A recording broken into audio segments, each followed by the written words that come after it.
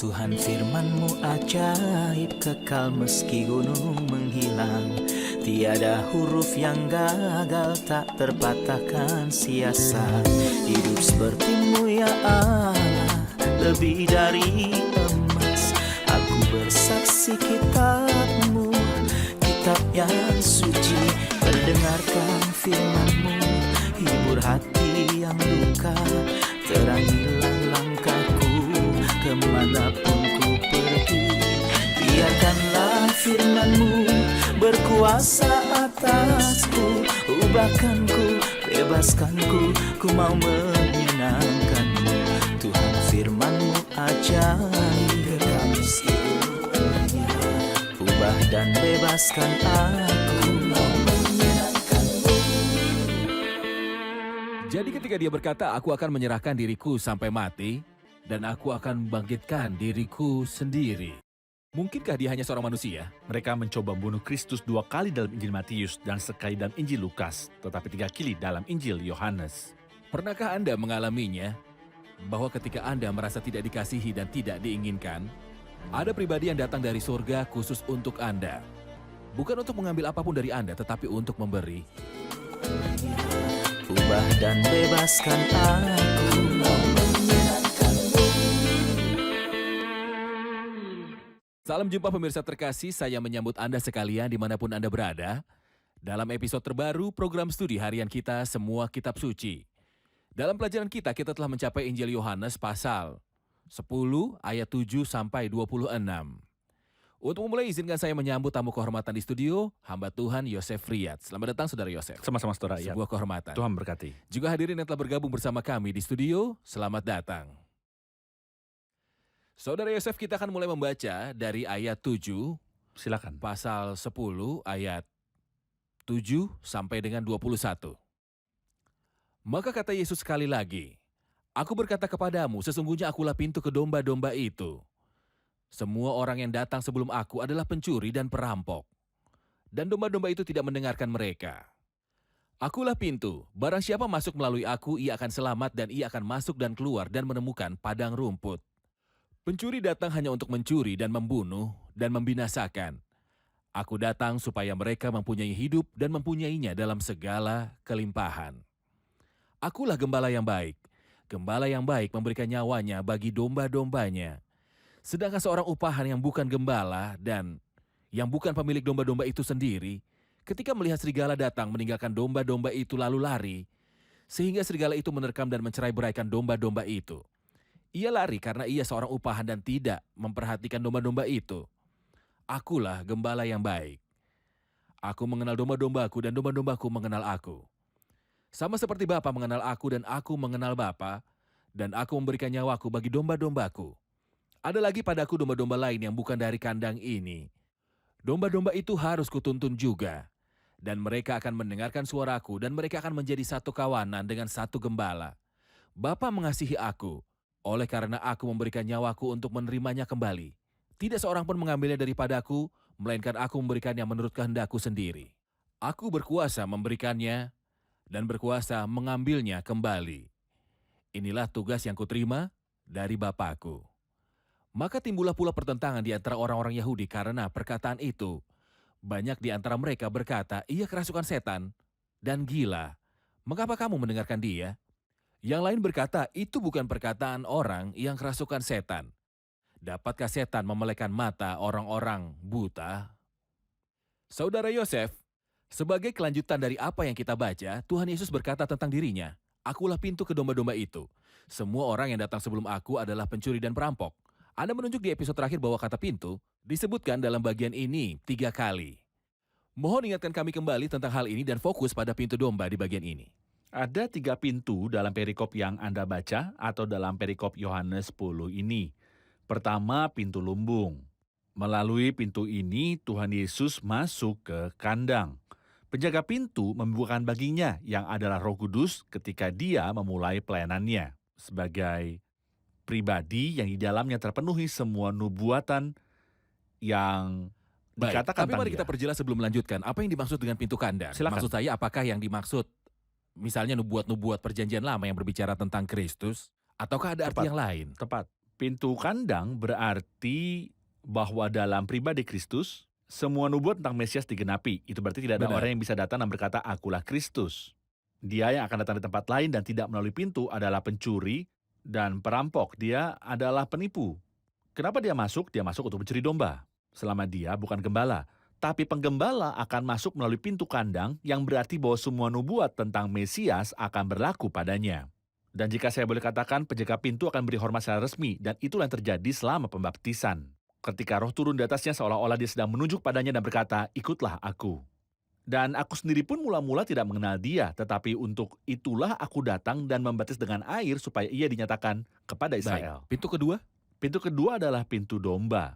Kristus masuk ke dalam kandang bukan untuk tinggal di dalamnya, tapi dia masuk ke kandang untuk menyuruh domba istimewanya keluar. Artinya ada banyak domba di dalam kandang. Semua orang Yahudi adalah domba. Tetapi ada domba Kristus, dombanya sendiri. Dan sisanya bukanlah miliknya. Karena itu dia berkata dia memanggil domba-dombanya sendiri menurut namanya dan menuntun mereka keluar. Semua orang saleh meninggalkan Yudaisme dan mengikuti Kristus. Tentu saja itu tidak mudah bagi mereka. Ada biaya, tapi itulah yang terjadi. Itu berarti bahwa bahkan keluar dari Yudaisme hanya melalui Kristus, tidak melalui hal lain. Melalui Kristus, Kristus sebagai pintu. Dari domba yang memberi mereka otoritas. Mereka bukan orang tidak percaya. Tidak, saya bukan orang tidak percaya, saudaraku. Saya mengikuti gembala sejati yang kita tunggu selama bertahun-tahun. Dia datang dan saya pergi untuk mengikutinya. Pintu ketiga adalah pintu yang lebih lebar. Aku adalah pintunya. Dua pintu pertama bersifat historis. Pintu kandang yang dimasuki Kristus sekarang telah berakhir. Pintu domba dari mana orang-orang Yahudi pergi juga sudah berakhir. Kedua pintu ini terkait agama Yahudi. Untuk Yudaisme. Apakah masuknya Kristus ke Yudaisme melalui nubuat atau keluarnya orang Yahudi keluar dari Yudaisme melalui Kristus? Tepat. Baik. Pintu ketiga adalah apa yang dia katakan tentang akulah pintunya. Jika ada orang yang masuk melalui aku, siapapun, seorang Yahudi, seorang non-Yahudi, siapapun dia, jika dia masuk melalui aku, yang jahat, sopan, licik, siapapun dia, jika dia masuk melalui aku dengan setia, dia akan diselamatkan. Dan akan masuk dan keluar, dan menemukan padang Apakah rumput. kita menemukan di sini dari kata-kata ini analogi tentang pintu domba? Dan keluar dari Yudaisme melalui Kristus, atau kepada Kristus, dengan panggilan yang sama yang disebut Rasul, saat berbicara dengan orang Ibrani. Dan berkata kepada mereka, untuk meninggalkan Yudaisme, mari kita menemuinya di luar perkemahan. Saya melihat dalam panggilan Rasul Paulus yang saya sebut panggilan terakhir. Mereka yang berpergian dengan pesawat tahu bahwa ada panggilan dan panggilan lain, tapi setelah itu mereka menemukan panggilan terakhir. Setelah itu tak ada panggilan lagi. Paulus seolah-olah dia mengumumkan panggilan terakhir dalam Ibrani 13, karena itu marilah kita pergi kepadanya di luar perkemahan. Hal ini akan dihancurkan atas mereka yang ada di dalamnya. Karena itu marilah kita pergi kepadanya di luar perkemahan. Kata kepadanya, memberi kekuatan untuk keluar dari perkemahan. Sebuah perkemahan betapapun sunyinya tetaplah berharga. Ya, berharga di mata manusia. Ayahku, kakekku, dan kakek buyutku, oke? Tapi sekarang ditolak oleh Tuhan. Rumahmu akan ditinggalkan, keluarlah sebelum terlambat. Dan kekuatan untuk keluar adalah kepadanya. Dan ini adalah panggilan bagi semua orang dimanapun di dunia dengan ideologi Tepat. ataupun budaya apapun. Benar. Keluar dari tempat ini dan terima Kristus sebelum terlambat. Tepat. Benar. Ini juga adalah Benar. panggilan terakhir. Sebuah pernyataan agung yang sangat kita sukai dari Tuhan Yesus Kristus adalah, aku adalah gembala yang baik. Gembala yang baik. Gembala lebih menyukai domba daripada dirinya sendiri. Ya. Gembala yang baik memberikan nyawanya bagi domba-dombanya. Benar. Mohon jelaskan pernyataan indah ini. Itu berarti, saya ingat dua gembala literal dan gembala moral. Gembala literal adalah Habel, gembala pertama dalam Alkitab yang mempersembahkan persembahan kepada Tuhan dari anak sulung dan lemak dombanya, dan Tuhan puas dengan dia. Habel senang dan terus mencari domba terbaik sepanjang waktu. Mari, kekasihku. Lalu dia menyembelihnya dan mempersembahkan di atas altar. Dia mempersembahkan dari anak sulungnya, dan itu adalah hal yang wajar bahwa seorang gembala mempersembahkan domba pada Tuhan. Bagi Daud, dia adalah seorang gembala dalam pengertian moral. Suatu ketika dia berkata pada Tuhan, akulah yang melakukan dosa. Salah apa domba-domba ini sehingga harus dihukum? Akulah yang melakukan dosa.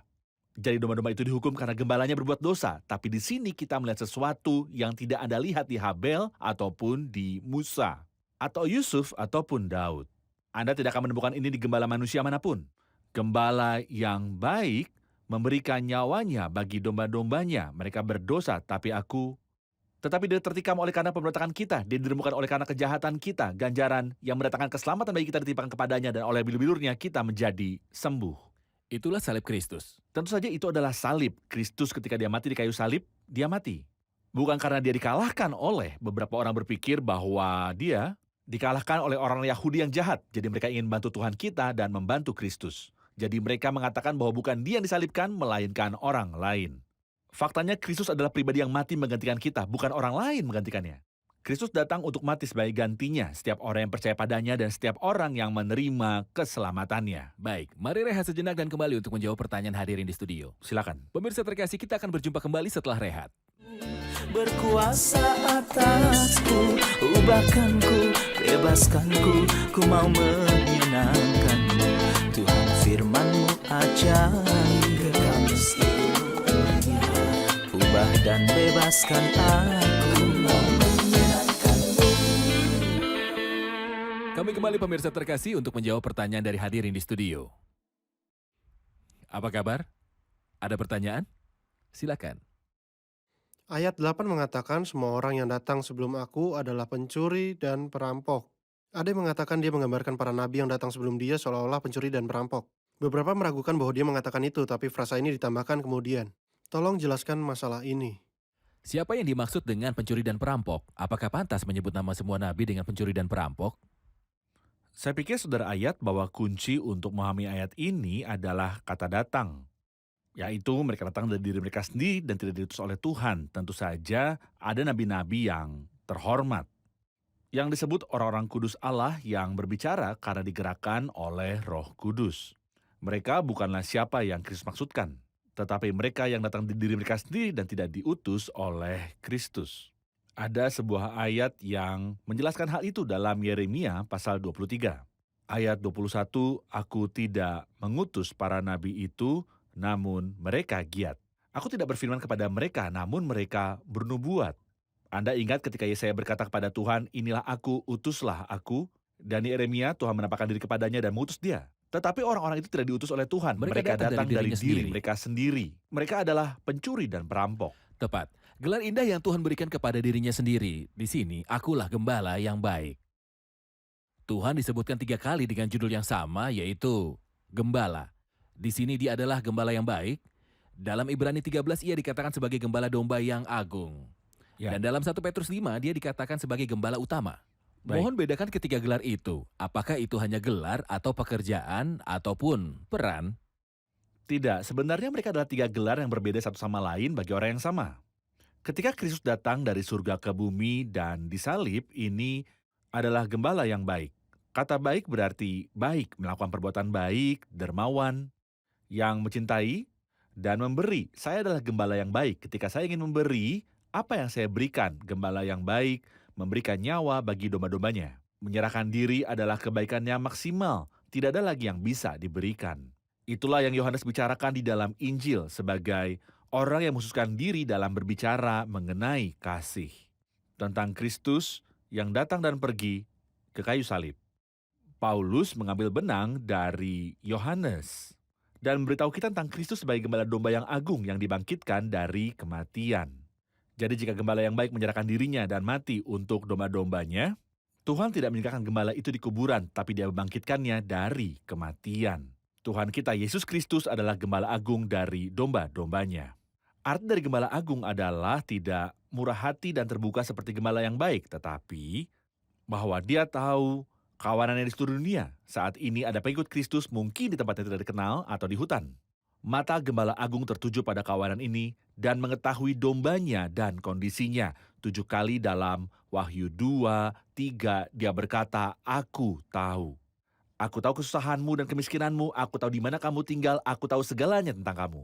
Tapi seolah-olah Petrus mengambil topik ini untuk ketiga kalinya dari Paulus. Jika Yohanes telah berbicara tentang dia yang datang dan mati di kayu salib, dan Paulus berbicara tentang dia yang telah bangkit dan muncul di hadapan Allah bagi kita. Di masa sekarang, Pada saat ini, Petrus sedang berbicara tentang dia sebagai orang yang akan datang kembali. Jadi dia dan ketika ia berkata ketika datang, gembala agung datang. Maka kamu, apabila gembala agung datang, kamu akan menerima mahkota kemuliaan yang tidak dapat layu. dia berbicara tentang masa lalu, sekarang, dan masa depan. Tepat. Masa lalu, Kristus adalah gembala yang baik yang menyerahkan dirinya bagi domba-dombanya di kayu salib. Tepat. Saat ini dia adalah gembala domba yang agung yang memperhatikan domba-dombanya selama mereka berada di bumi. Ya. Masa depan Gembala Agung akan datang. Memberi upah, itu sebabnya Itulah namanya sebabnya. agung, karena dialah yang memberikan upah. Maksud saya, siapa yang akan menilai pelayanan Anda dan saya? Mungkin dalam pandangan saya, pelayanan saya sangat baik, tapi mungkin gembala agung melihatnya dengan cara yang berbeda. Evaluasi pelayanan adalah dari gembala agung. Kita selalu tahu bahwa firman Tuhan kaya. Dan inilah kehebatan firman Tuhan. Saya tahu bahwa ada Mazmur yang disebut Mazmur Gembala, yaitu Mazmur 23. Bisakah kita melihat hubungan apapun antara Mazmur yang berbicara tentang masa lalu, masa kini, dan juga masa depan? Gembala domba yang agung, gembala yang baik, gembala agung dari domba-domba gembala utama. Mazmur 22, 23, dan 24 memiliki penerapan yang bagus terkait hal ini. Mazmur 22 dimulai dengan teriakan gembala, "Allahku, Allahku, mengapa engkau meninggalkanku?" Kita tahu siapa yang mengatakan ini dan di mana. Kristus mengatakannya saat dia di kayu salib, dia adalah gembala yang baik yang memberikan dirinya bagi domba-domba itu. Tetapi Mazmur ini tidak berakhir dengan Kristus di kayu salib, tetapi dengan Kristus yang bangkit. Aku akan memasyurkan namamu kepada saudara-saudaraku, dan memuji-muji engkau di tengah-tengah jemaah, yang berarti bahwa Kristus telah bangkit dari antara orang mati. Mazmur berikutnya, dia yang telah bangkit dari kematian, apa yang dia lakukan? Dia menjaga kita. Dia memelihara setiap anak domba. Jadi Daud berkata, Tuhan adalah gembalaku. Dia bisa saja berkata, Tuhan adalah gembala kita, dan ini benar. Tuhan adalah gembala domba. Ya, tetapi Tuhan adalah gembalaku. Artinya dia merawatku dan matanya tertuju padaku. Tapi dalam Mazmur 24, dia memberitahu kita tentang Raja Kemuliaan yang akan datang. Itu mengingatkan kita dari Bapa Kemuliaan, Gembala Agung yang akan memberi mahkota kemuliaan yang tidak layu. Firman Tuhan itu kaya. Sangat kaya. Luar biasa. Dan manis. Dalam hal ini firman lebih manis dari madu dan tetesan sarang lebah. Benar. Tuhan mengacu pada kategori lain. Dia berkata, ada lagi padaku domba-domba lain yang bukan dari kandang ini. Domba-domba itu harus kutuntun juga dan mereka akan menjadi satu kawanan dengan satu gembala. Mohon jelaskan bagaimana ini digenapi secara praktis dalam Injil. Maksud saya, selama kehidupan Kristus atau setelah kematian, kebangkitan dan juga kenaikannya, Tuhan mulai menuntun domba-domba lain bukan dari kandang ini. Baik, karena Anda berbicara tentang kekayaan dan keagungan firman Tuhan, kapan ia berbicara tentang domba-domba lain yang bukan dari kandang ini, tetapi setelah dia berbicara tentang gembala yang baik yang akan menyerahkan dirinya bagi domba-domba itu, ini berarti setelah dia berbicara tentang salib, ini adalah penerapan tertinggi. Karena sebelum salib, Kristus terbatas pada orang Yahudi. Aku diutus hanya untuk domba-domba yang hilang dari umat Israel. Tetapi setelah kebangkitan, ia berkata pada murid-murid dan rasulnya, pergilah jadikanlah semua bangsa muridku. Pergilah ke seluruh dunia, beritakanlah Injil kepada segala makhluk. Itulah sebabnya, setelah kebangkitan secara khusus Tuhan mengutus orang-orang ke seluruh dunia. Hari ini ada orang-orang yang diselamatkan dari setiap suku, lidah, bangsa, dan negara. Tentu saja, ada beberapa indikasi tentang hal itu pada zaman Kristus, seperti perempuan Samaria dan perempuan Kanaan. Tetapi ini adalah kasus individu. Namun pengecualian selama kehadiran Kristus menjadi aturan setelah kematian, kebangkitan, dan kedatangan Roh Kudus. Saya harus membawa mereka juga, mereka tidak akan dikandangkan lagi. Tidak. Baik, apa yang akan Anda katakan kepada mereka yang ingin kembali menjadi kekristenan dalam kandang? Ini adalah kemurtatan. Saya menyebutnya kemurtatan dan kemunduran. Sebenarnya upaya ini dimulai lebih awal pada zaman para rasul, sehingga para rasul sendiri dapat memberi kita jawaban ilahi. Itu berarti tidak ada alasan hari ini karena kejahatan ada dalam surat-surat perjanjian baru. Dan jawabannya ada dalam surat-surat perjanjian baru. Jadi, saya tidak punya alasan untuk mengikuti mereka yang menyesatkan saya. Kesalahpahaman ada dan balasannya ada. Yang diperlukan hanyalah kembali ke firman Tuhan dan kembali ke Alkitab. Jika kita kembali ke firman Tuhan, kita akan tahu dan menemukan penawar racun ini yang kita temukan di beberapa kalangan Kristen. Baik, mari istirahat sejenak dan kembali untuk menjawab pertanyaan hadirin. Pemirsa terkasih, kami akan kembali setelah rehat. Berkuasa atasku, ubahkanku, bebaskanku, ku mau menyenangkanmu. Tuhan firman-Mu ajaib, kami seluruhnya. Ubah dan bebaskan aku, mau menyenangkanmu. Kami kembali pemirsa terkasih untuk menjawab pertanyaan dari hadirin di studio. Apa kabar? Ada pertanyaan? Silakan. Tuhan Yesus baginya segala kemuliaan berkata dalam pasal 10 ayat 17, Bapa mengasihi aku oleh karena aku memberikan nyawaku untuk menerimanya kembali. Tidak seorang pun mengambilnya daripadaku, melainkan aku memberikannya menurut kehendakku. Aku berkuasa memberikannya dan mengambilnya kembali. Inilah tugas yang kuterima dari Bapakku. Bisakah Anda menjelaskan? Ya, perlu diperjelas, Saudara Yosef. Permusuhan terhadap Kristus dalam Injil Yohanes jauh lebih dari apa yang muncul dalam Injil lainnya. Maksud saya seperti yang kita tahu bahwa mereka mencoba membunuh Kristus 2 kali dalam Injil Matius dan sekali dalam Injil Lukas, tetapi 3 kali dalam Injil Yohanes. Namun Injil Yohanes adalah salah satunya yang menyebutkan kata-kata ini, aku memberikan nyawaku. Tidak seorang pun mengambilnya daripadaku, melainkan aku memberikannya, karena dia berbicara sebagai anak Allah, tidak ada yang bisa mengambil nyawanya daripadanya. Jadi dia berkata, dalam ayat 17, Bapa mengasihi aku oleh karena aku memberikan nyawaku untuk menerimanya kembali. Entah bagaimana ini berbeda dari aku menyerahkan nyawaku untuk domba-dombaku. Gembala yang baik memberikan nyawanya bagi domba-dombanya. Di sini aku tidak hanya menyerahkan nyawa karena sayang kepada domba, tetapi juga karena cinta kepada Tuhan. Untuk alasan ini Bapa mengasihi aku karena aku menyerahkan hidupku. Kristus datang untuk mentaati Bapa sampai mati. Kematian di kayu salib ini menambahkan motif baru di hati Bapa untuk mencintai anak yang ia kasihi sebelum dunia dijadikan. Bapa mengasihi aku oleh karena aku memberikan nyawaku untuk menerimanya kembali. Tidak seorang pun mengambilnya daripadaku. Tidak ada yang bisa melakukan hal itu, melainkan aku memberikannya menurut kehendakku sendiri. Aku memiliki otoritas, aku memiliki hak dan kekuatan, dan aku memiliki klaim. Aku memilikinya sebagai Tuhan. Aku memiliki wewenang untuk menyerahkan, tapi selebihnya dari ayat itu saya juga menyukainya. Dia tidak mengatakan aku memiliki kuasa untuk menyerahkan. Ini tidak ada dalam rencananya sama sekali. Tertulis dia Tetapi menyerahkan. dia turun untuk menyerahkan. Jadi aku berkuasa memberikannya dan berkuasa mengambilnya kembali. Ini adalah tugas yang kuterima dari Anda Bapakku. mengatakan bahwa menyerahkan berarti mati. Mati. Mungkin inilah sudut pandang korban bakaran, bahwa ia dipersembahkan kepada Tuhan. Tepat. Tetapi mengambilnya kembali apa artinya? Melalui kebangkitan. Melalui kebangkitan. Ya. Ketika dia berkata, aku memberikannya menurut kehendakku sendiri dan berkuasa mengambilnya kembali. Apakah itu berarti aku menyerahkan diriku sampai mati dan aku akan membangkitkan diriku? Apakah ia Ya. manusia biasa? Tidak mungkin. Tidak mungkin. Saya sedang mendiskusikan seseorang yang berkata, kenapa kamu repot sendiri? Kristus bukan Tuhan. Karena dia berkata, Tuhan akan membangkitkanku. Saya berkata, jika saya mengutip sebuah ayat yang mengatakan bahwa dia membangkitkan dirinya sendiri, apa Anda setuju bahwa dia adalah Tuhan? Dia tidak ingin mengatakan ya. Saya mengatakan kepadanya, saya tidak akan mengutip 1 ayat, tapi 2. Yang pertama di Yohanes 2, rombak bait Allah ini dan dalam 3 hari aku akan mendirikannya kembali.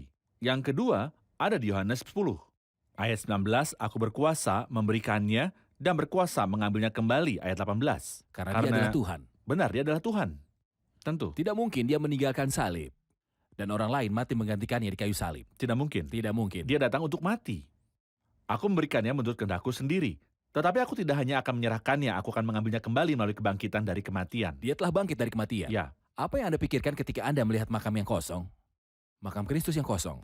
saya melihatnya dan saya melihatnya? senang. Saya sangat senang dengan tanda di atas makam itu. Ia tidak ada di sini sebab ia telah bangkit, sama seperti yang telah dikatakannya. Saya terkesan karena dia telah bangkit. Dan terkesan karena makam itu kosong. Saya terkesan karena dia telah bangkit. Seperti yang dia katakan, dan itu berarti bahwa apapun yang dia katakan harus menjadi kenyataan. Jadi jika dia mengatakan aku datang kembali, saya yakin dia akan kembali. Terima kasih kepada Tuhan. Ayat 22, tidak lama kemudian tibalah hari raya pentahbisan bait Allah di Yerusalem. Ketika itu musim dingin dan Yesus berjalan-jalan di bait Allah di Serambi Salomo. Maka orang-orang Yahudi mengelilingi dia dan berkata kepadanya, berapa lama lagi engkau membiarkan kami hidup dalam kebimbangan? Jikalau engkau Mesias, katakanlah terus terang kepada kami. Yesus menjawab mereka, aku telah mengatakannya kepada kamu. Tetapi kamu tidak percaya, pekerjaan-pekerjaan yang kulakukan dalam Bapa-Ku. Itulah yang memberi kesaksian tentang aku, tetapi kamu tidak percaya. Karena kamu tidak termasuk domba-dombaku. Domba-dombaku mendengarkan suaraku. Dan aku mengenal mereka dan mereka mengikuti aku. Aku memberikan hidup yang kekal kepada mereka, dan mereka pasti tidak akan binasa sampai selama-lamanya. Dan seorang pun tidak akan merebut mereka dari tanganku. Saya akan menanggapi 1 ayat, tetapi saya membutuhkan tanggapan tentang. Tidak lama kemudian tibalah hari raya pentahbisan bait Allah di Yerusalem. Apa arti hari raya pentahbisan? Terutama karena kita tidak pernah mendengar nama itu sebelumnya dalam daftar hari raya Tuhan dalam Imamat 23. Tidak, yang ini tidak termasuk dalam 7 hari raya yang telah ditetapkan Allah, tetapi itu adalah pesta liturgi. Setelah Antiochus Epiphanes mengotori bait Allah, Yudas Makabe datang dan memperbarui bait suci, dan mereka mengadakan pesta yang disebut pesta pentahbisan. Itu diadakan pada paruh kedua bulan Desember. Mereka merayakannya dan itu berarti bahwa Kristus hanya memiliki beberapa bulan, kira-kira 3 bulan dan dia akan disalibkan. Itu berarti bahwa ini terjadi pada hari-hari terakhir sebelum salib Kristus. Matahari bangsa akan segera terbenam. Dan sayangnya, mereka tidak sadar bahwa mereka berada di saat-saat terakhir mereka. Dikatakan maka orang-orang Yahudi mengelilingi dia dan berkata kepadanya, berapa lama lagi engkau membiarkan kami hidup dalam kebimbangan? Jikalau engkau Mesias, katakanlah terus terang kepada kami. Bukankah itu sudah jelas? Berapa kali dia memberitahu mereka? Dan parahnya adalah ketika dia memberitahu mereka, mereka memegang batu untuk melempari dia. Dia baru saja mengatakannya di pasal 8. Kita tidak pergi jauh, karena di pasal 8 segera diikuti dengan kejadian orang buta sejak lahir dan khotbah terus berlanjut. Jadi dia baru saja memberitahu mereka sesaat sebelum itu. Aku di hadapan Abraham. Jadi mereka mengambil batu untuk melempari dia. Berapa kali dia berkata, tapi sayangnya Anda akan terdengar jika Anda berbicara dengan orang-orang yang hidup, tetapi Anda berbicara dengan orang mati. Pertanyaan terakhir saya, apakah Tuhan tidak berbicara dengan jelas kepada dunia? Bukankah Allah berbicara terus terang tentang Kristus dan Juru Selamat? Begitu banyak kali Tuhan berbicara dan masih berbicara, sehingga barang siapa yang menolak iman dalam Kristus, dia menolaknya dengan sengaja dan direncanakan sebelumnya. Dan kotak hitamnya akan menunjukkan itu pada hari terakhir. Terima kasih Saudara Yosef. Tuhan berkati. Mari kita tinjau episode ini bersama hadirin. Baik. Saya pikir episode hari ini mudah. Tidak ada yang rumit di dalamnya. Benar? Atau ada masalah? Baik, saya punya pertanyaan. Mengapa Tuhan berkata bahwa semua orang yang datang sebelum aku adalah pencuri dan perampok? Kuncinya terletak pada ayat itu sendiri. Dia berkata mereka telah datang, bukan mereka diutus. Dan jelas juga dari Yeremia 23:21 ketika dia berkata, aku tidak mengutus para nabi itu, namun mereka giat. Aku tidak berfirman kepada mereka, namun mereka bernubuat. Mereka datang dari diri mereka sendiri. Tuhan tidak mengirim mereka. Dia tidak berbicara tentang para nabi, karena para nabi datang digerakkan oleh Roh Kudus. Tepat. Kita tahu bahwa Tuhan adalah seorang gembala. Dia memiliki 3 gelar. Gembala domba yang baik, lalu yang agung, dan juga kepala gembala. Adakah yang bisa beritahu apa yang mereka bicarakan? Pertama, ketika Yohanes berbicara tentang gembala yang baik, ia mengatakan bahwa di antara ciri-ciri gembala yang baik, ia memberikan diri bagi domba-dombanya. Melalui penebusan, ia menyerahkan dirinya untuk domba-domba itu. Setelah itu datang Paulus yang memberitahu kita bahwa Kristus bukan hanya menyerahkan dirinya bagi domba-domba itu, tapi juga bangkit di antara orang mati. Jadi dia memberi kemenangan, jadi kita berjalan dalam kemenangannya sepanjang waktu. Akhirnya Petrus datang untuk memberitahu kita bahwa Kristus tidak hanya disalibkan dan memperoleh kemenangan, tetapi ia akan datang kembali untuk memberikan penghargaan kepada semua orang yang mengikutinya dan menyelesaikan pertandingan. Terima kasih, kami menginginkan level yang sama setiap hari. Sampai bertemu di episode selanjutnya. Terima kasih Saudara Yosef, Tuhan memberkati. Tuhan menjaga Anda, Kami saudara akan kasih. melanjutkan di episode selanjutnya. Pasal yang sama, ada firman yang sangat berharga. Dalam pasal 10, Tuhan Amin. memberkati. Pertanyaan untuk episode hari ini mengatakan, di mana kita melihat keilahian Kristus dalam firman-Nya? Tidak seorang pun mengambilnya daripada aku, melainkan aku memberikannya menurut kehendakku sendiri. Aku berkuasa memberikannya dan berkuasa mengambilnya kembali. Di mana kita melihat ketuhanan Kristus dalam firman-Nya? Tidak seorang pun mengambilnya daripada aku, melainkan aku memberikannya menurut kehendakku sendiri. Aku berkuasa memberikannya dan berkuasa mengambilnya kembali. Pemirsa terkasih, sampai jumpa di episode selanjutnya. Tuhan menyertai.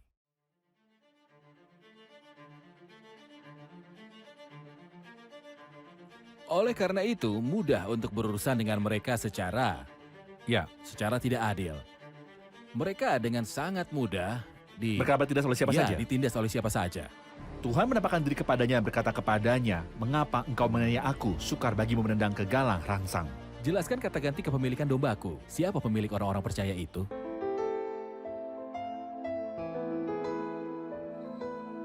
Tuhan firman-Mu ajaib, kekal meski gunung menghilang.